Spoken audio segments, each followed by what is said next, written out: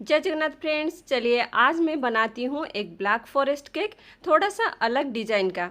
सबसे पहले मैं क्रीम को पाइपिंग बैग में भर लूँगी, फिर स्पंज के एक लेयर को इस तरह से सोक कर लूँगी, फिर इसके ऊपर मैं क्रीम लगा दूँगी।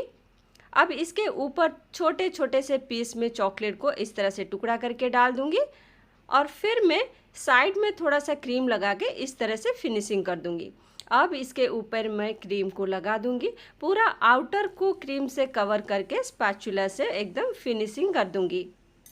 अब क्रीम में थोड़ा सा पिंक कलर ऐड करके साइड में इस तरह से लगा दूंगी, फिर स्पैचुला से एकदम से प्लेन कर लूँगी, फिर कॉम्ब से इसके ऊपर इस तरह से घुमा दूंगी।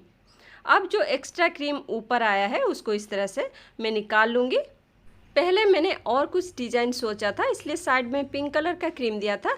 अगर आप वाइट क्रीम देना चाहो तो दे सकते हो, क्योंकि यहाँ पे चॉकलेट जाने वाला है तो कोई फ़र्क नहीं पड़ेगा।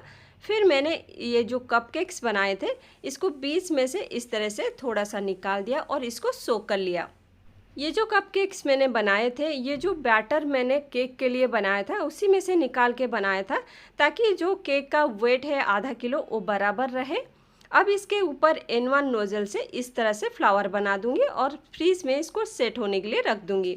अब कद्दूकस से चॉकलेट को इस तरह से मैं ग्रेट कर लूँगी और फिर इसको फ्रीज में सेट होने के लिए रख दूंगी, ताकि थोड़ा सा ठंडा हो जाए। फिर ठंडा होने के बाद ये थोड़ा सा टाइट हो जाता है तो केक में लगाने के लिए ईजी होता है। अगर ये ठंडा नहीं होता है तो हाथ में चिपक के ये मेल्ट होने लगता है। तो सबसे पहले आप जो चॉकलेट को ग्रेट करना चाहते हो पहले उसको फ्रीज में 10 मिनट के लिए रख दो, फिर ग्रेट करो, तो इस तरह से आपका पीसेस निकलेंगे।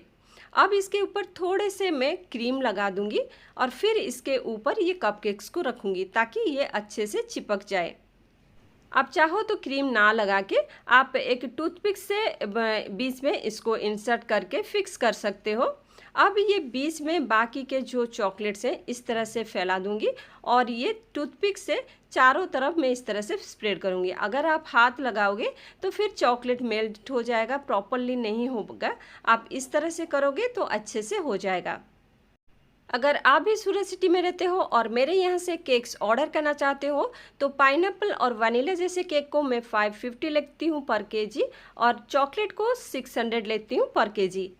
डिज़ाइन आप अपने हिसाब से कस्टमाइज़ कर सकते हो, टेस्ट बहुत अच्छा रहेगा क्योंकि प्रीमियम क्वालिटी की क्रीम से मैं बनाती हूँ। अब केक के ऊपर से थोड़ा सा चॉकलेट हटा के इस तरह से क्रीम लगा दूंगी, फिर इसके ऊपर ये चॉकलेट से मैंने जो नेमिंग स्टिक बनाया था उसके ऊपर रख दूंगी, ताकि ये इसकी जगह से ना हिले, एक प्रॉपरली एक जगह पे चिपक के रहे।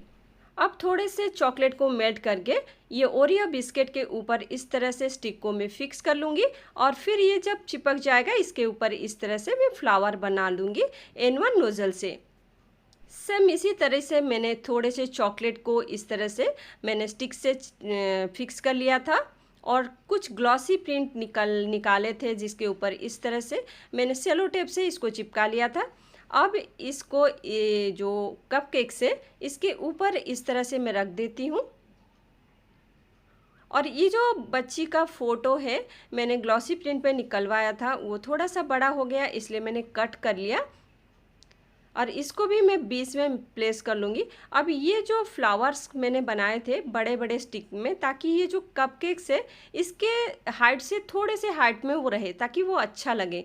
लेकिन क्या हुआ, केक आधा किलो का था इसलिए स्पंज पतला था, जिसकी वजह से वो भारी होने की वजह से ये थोड़ा सा टेढ़ा हो जा रहा था। केक अगर 1 किलो का होता और बेस थोड़ा सा और हाइट होता तो ये प्रॉब्लम नहीं आती।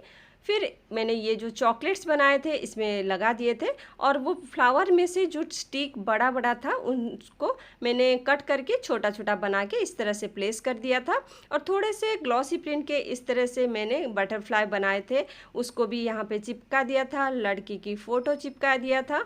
केक आधा किलो का था और इसको मैंने 350 लिया था। मैं सूरत में रहती हूँ, अगर आपको केक ऑर्डर करना है तो आप कर सकते हो। इसके अलावा भुवनेश्वर में कुकिंग एंड बेकिंग रिलेटेड मैं 40 क्लासेस चलाती हूँ। अगर किसी को ज्वाइन करना है तो स्क्रीन के ऊपर नंबर है, कॉल करें।